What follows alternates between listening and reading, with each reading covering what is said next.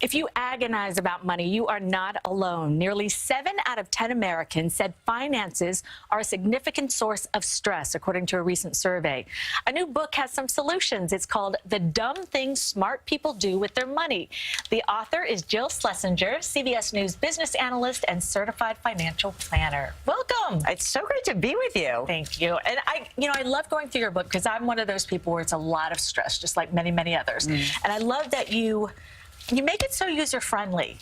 I tried to do that because, in my experience as a financial planner, when I was in practice, I would speak to clients all the time, and people would cry, and they'd have anxiety, and it was rarely about the mathematics behind the decision-making, but it was about the emotions. And I hadn't seen a lot of financial books that really were practical and also talked about why we are just kind of pre-programmed as human beings to do dumb things. Right. So we fall prey to some big pulls. There's fear, and that's when you see the market is going down and you just want to do something.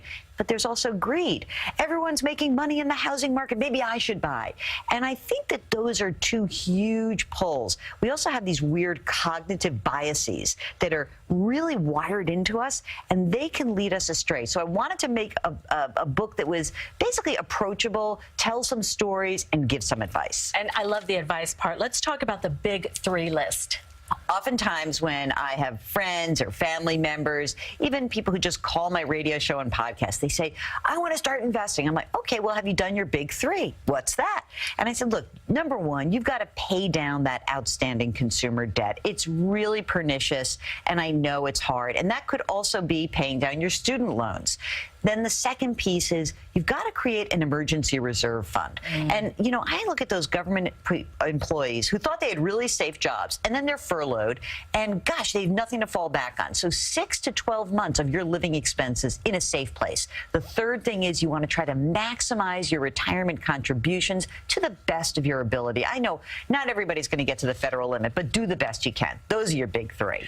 Now, this is what I'm going through right now, the whole looking for colleges for my daughter, and there's a lot that the student and the parents need to keep in mind. Well, I think that what has happened is, as families, we understand how important education is, right? We know that kids make more money over the life of their careers if they have college degrees.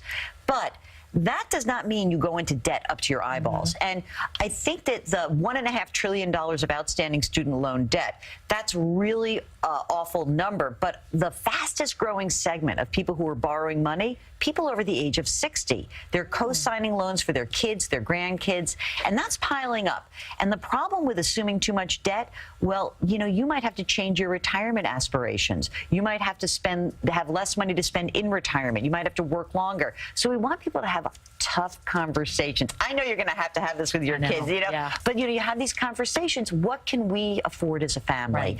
And then you really want to make sure you do that early enough. So really, freshman year of high school is the time to do it.